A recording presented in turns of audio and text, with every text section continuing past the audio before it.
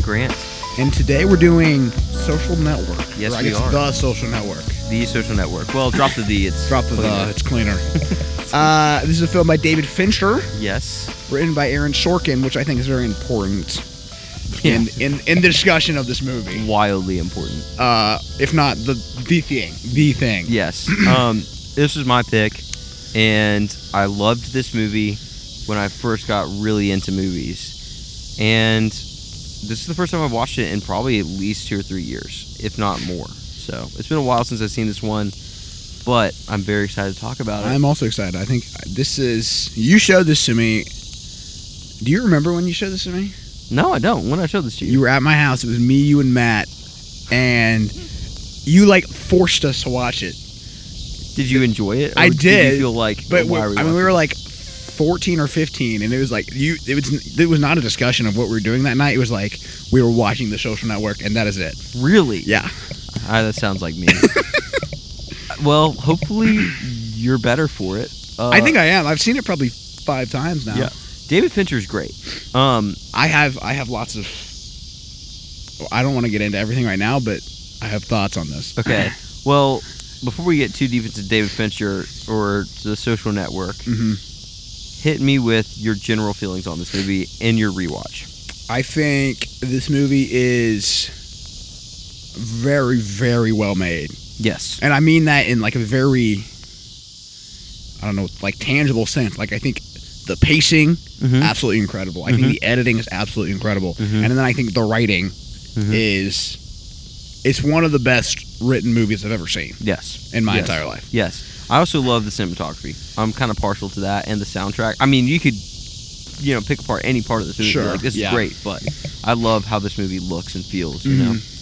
I also think the acting is phenomenal. Yes. I think Jesse Eisenberg kind of gets a lot of flack for just playing the same character over and over again. But great. I think he crushed this role. And I mean, Justin Timberlake is actually great in this movie. Phenomenal. There's a lot of great side characters, but man, Andrew Garfield is so good, man. This good. I'm straight up gonna say it to the camera. This is the biggest Oscars snub. I think maybe. What won this year? Do you know? The King's Speech. I've seen The King's Speech. I don't remember The King's Speech. This movie is a better movie than The King's Speech. And honestly, if it was today's Oscars, this movie probably would have won the whole thing. But Andrew Garfield should have won Best Supporting Actor straight up. He should have. I don't remember who won that year, but this performance is great.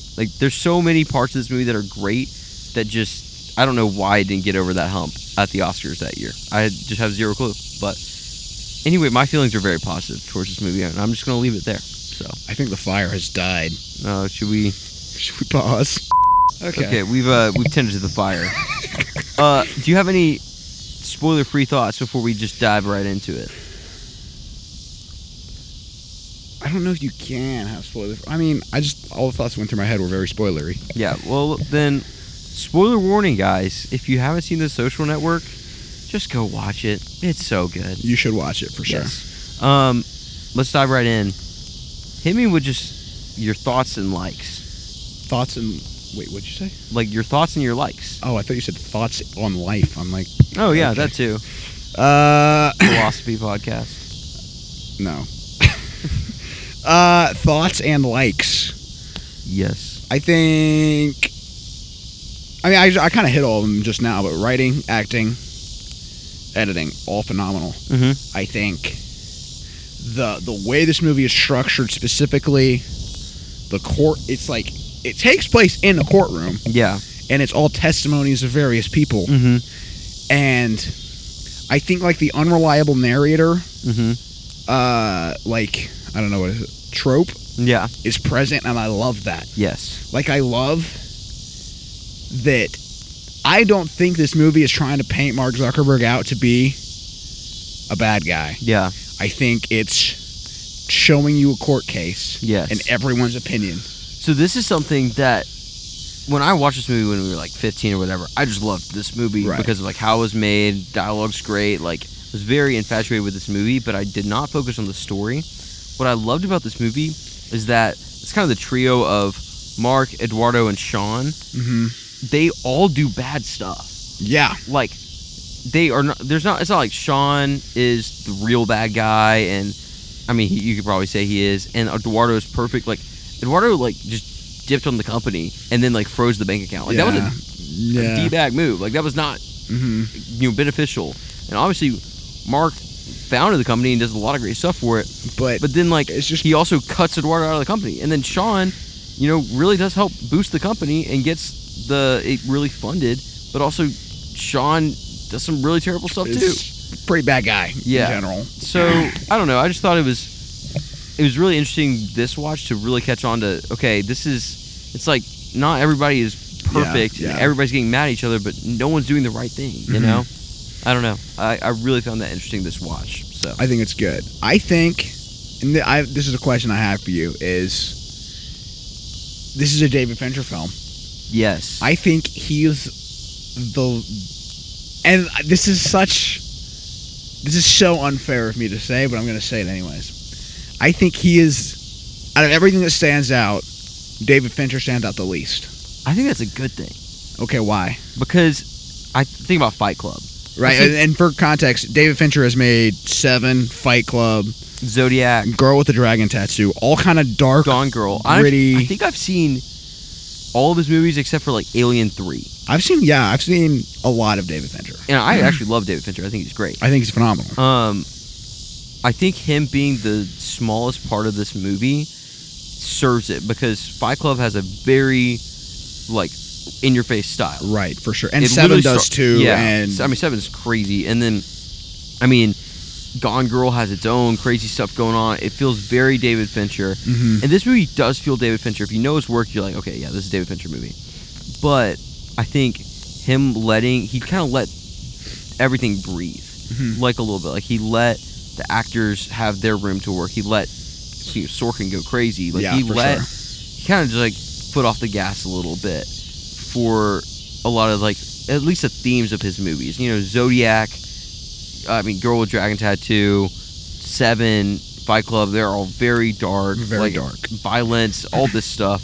And this movie is just like it's a drama. Like it's just a straight drama. I think if you told anyone that it was a David Fincher film who wasn't into movies, they wouldn't believe you. Or they probably wouldn't know who David Fincher is, honestly. Oh, well, that might be true too. But yes, if you're like the same guy who made Fight Club made this movie, you'd be like, you're a liar. Yeah. I mean, it's kind of like how Chris Nolan made Oppenheimer, and it's like this is not a Chris Nolan movie, but it is a very Chris Nolan movie. Yeah. There are so many parts of this movie to them, like, oh, this is Fincher, operating at the top of his game. It's just the movie, he let it be really subtle, Yeah. And there's a lot of flashy scenes, but it's not flashy in a Fincher way. So exactly, yeah. I think like him letting the script breathe was the best thing he did for this movie. I completely agree. And obviously, cinematography, directing, the acting, all that stuff was incredible. But yeah, he just let kind of what was there do the work for him. So I don't know. That's my thoughts on that. No, I agree. Yeah. What else do you like about this movie? Oh man, I feel like you could talk about this movie for an hour and a half. I just think the dialogue's so good. It's so good. I watched this movie with my parents, as I've watched a lot of these movies with my parents actually, and there were lines that my dad just like laughed out loud, and it wasn't a joke. It was just the line was so freaking good. I was surprised how many lines I had memorized. Yeah, like how many. I could just say it with the character. And be like, dang, this is so good. My favorite, and I know, oh man, I already talked to you about this before the podcast. Is the Winklevoss twins. It's so funny. I love Armie Hammer in this movie. I know he's not a great person. I think all the dual Armie Hammer stuff is great. I thought, it's good. We haven't touched on that, but the line where he's like, "I'm 6'5", 220, and there's two of me." I think that line is so funny. It's so good. Like, there's so many little quips like that are just so good. Yeah. I mean, there are countless ones. So I think the way this movie starts is so good. Yeah. Like every time I watch it, I'm like, oh my gosh. Well, it sets the tone for the whole movie. Perfectly. The end of the movie is him trying to follow this girl. Yeah, bro. Like, he has everything in the world, but he does not have a friend. He's lost everything, but he has so much. And then the beginning of this movie is him trying to connect with this girl. And he can't. He still can't connect with this person throughout the whole movie. And it starts the movie off. It also kind of sets the tone for the movie with all the dialogue. Like you know what you're watching. That conversation yes sets up Mark's entire motivation. Yeah. The whole movie. Yeah, I mean, it kickstarts him creating, Space Smash or whatever it was, yeah. and But even deeper than that, it's like she attacks Finals Club. Yeah. And like whatever like that group is, and then Eduardo gets in. Yeah. But okay, let me start over. He mentions to her that he wants to get into one of these clubs. Yeah. She thinks it's stupid, and then Eduardo gets in, and he's pissed the entire movie. Yeah. Yeah. 100%. And then the other deeper motivation is she rejected him. Yeah. And so the entire movie, he's just trying to prove to himself that he's not what she says she is. And then he ends up, cutting Eduardo out of the company. He ends up being that whole thing. Exactly. Oh, it's so good. And then Rashida Jones' last line of the movie is like, oh my gosh. Yeah, bro. it's very tight. I think that's the thing about this movie. Is like it's a very tight movie. Yeah. It feels like it's very domino effect too. Like you said, this conversation kickstarts Space Smash, which kickstarts Facebook, which it really feels like dominoes falling over. You don't feel like jerked around at all in the movie because you can just keep up with it so easily. So, there's so many strong parts of this movie. I really, honestly, do love the whole Winklevoss storyline. I think it is pretty. It's so pretty good. Great. And like, I kind of feel for them because if I was in their shoes, I'd be pretty mad. So pissed. Yeah, like this $1 billion company was like kind of your idea, and yes, it wasn't 1-to-1 ratio, but it was your idea. I don't know, like you kind of feel for them, but you want to hate them, but you kind of like them. It's like this whole dynamic. I also just think the characters are so interesting. I think it's so good. I'll let you talk more, and your opinions can breathe now. I don't know. I agree with everything you said. I'm trying to think of things that I didn't necessarily like.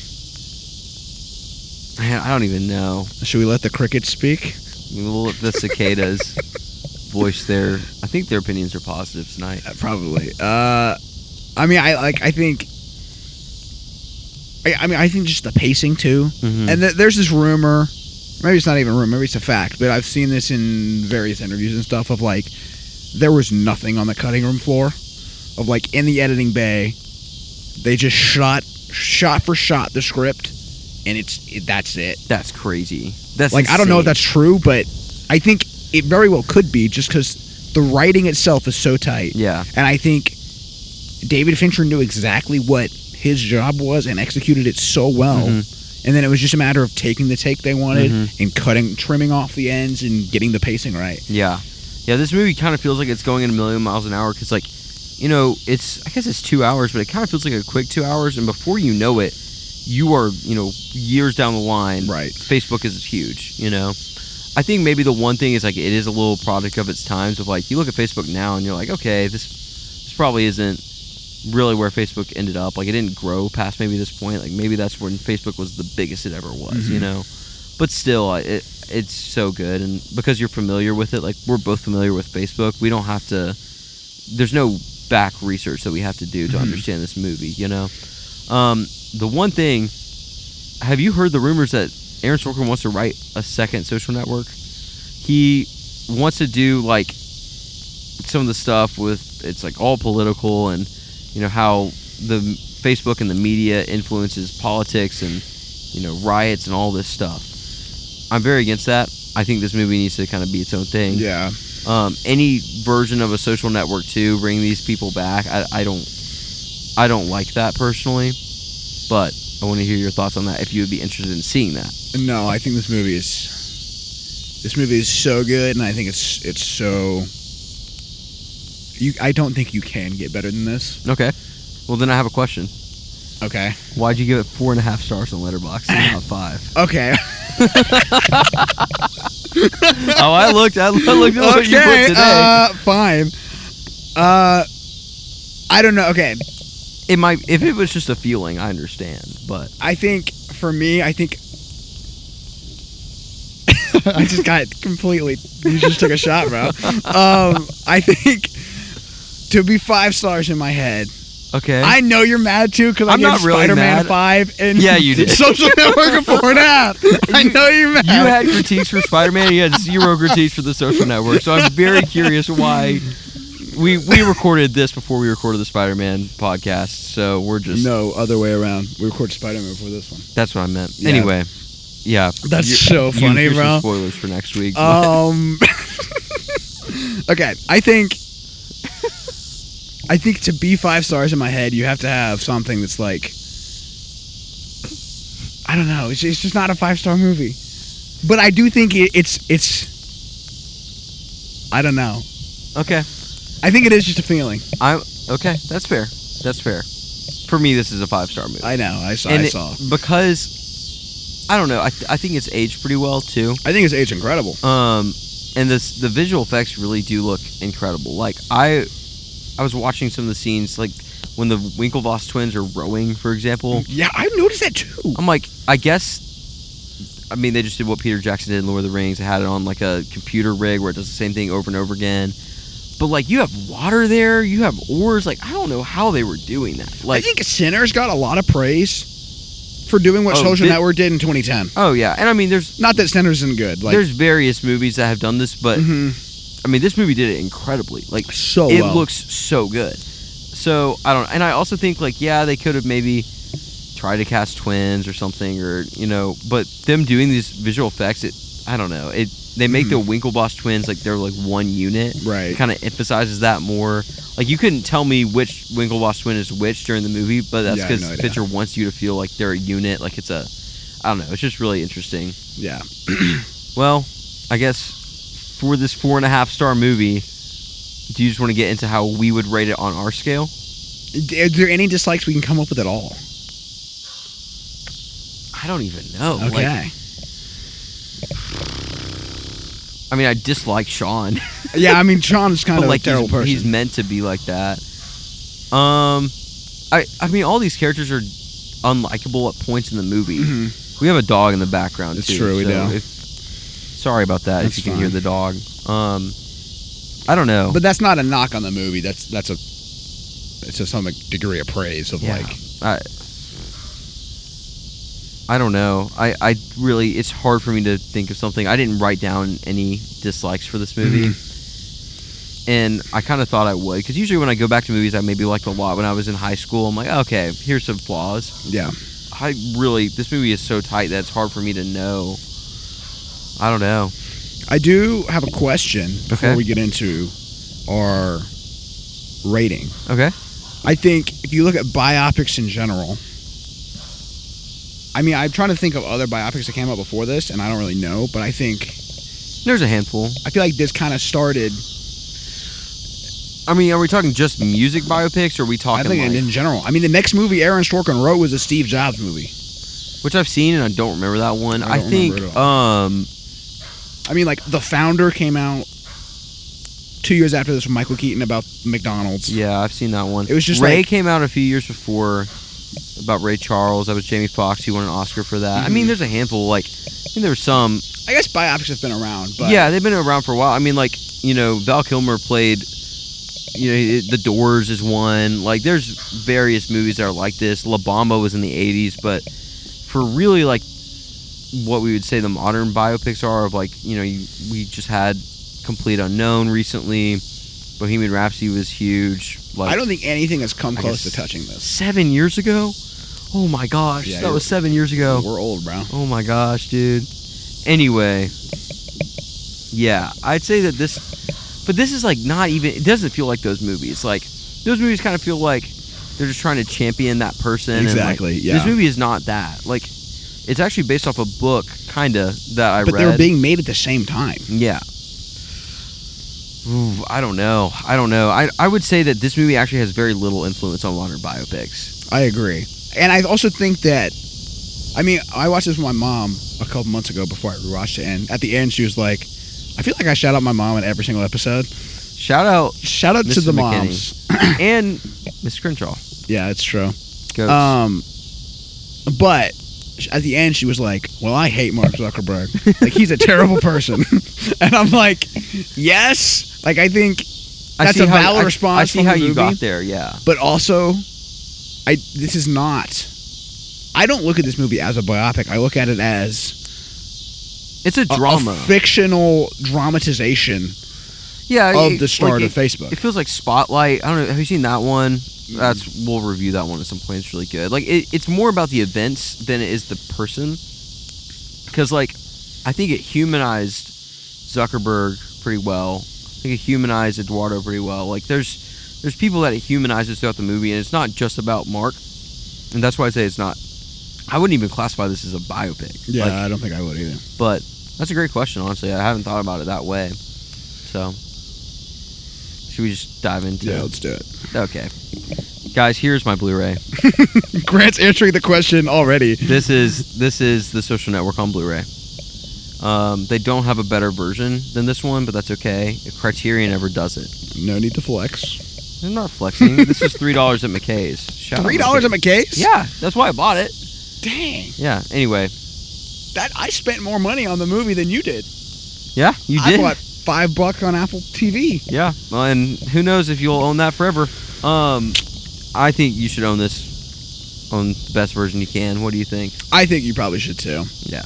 I think it's that good. And I think this movie's very rewatchable. It is very rewatchable. Mm-hmm. I mean, I watched it a month and a half ago. Yeah. And I just rewatched it and wasn't like... Yeah, again, it's a quick 2 hours. You don't feel like super burnt out. But, yeah, well... I think I highly recommend. Yeah, me too. Next week we're going over Spider-Man. Yeah, we kind of already teased that. We've already recorded it. We did Spider-Man first for some reason. Yeah, we did. But enjoy that one when that one comes out. Go watch it. Later in a week. But thank you guys for tuning in. If you have any questions or comments or recommendations for our August list, which is still in the works right now, it is going to come out. But if you have recommendations for things you want us to watch, yes, put it in now. Right now we're picking the movies, but we would love we want you to pick the movies. Yes. So follow us on Instagram, StoleMyLinePod, or email us StoleMyLinePod@gmail.com. Yep. Subscribe to these podcasts, guys. We will have a new one every single week, and we have some more reviews coming up of new movies coming out. So it's true. We're excited for those. That will be out before this one. Yeah, we are doing Eddington. We are doing Eddington. Or I guess we already did Eddington. But we're going to go see it tonight. Yeah. Recording times are hard to find sometimes, but we make it happen, guys. Do you just want to close this out? Frick, I always forget this dang line. You're going to remember at some point. Take a break. Enjoy a film. We will see you next week. Later. It's so awkward. That was so awkward.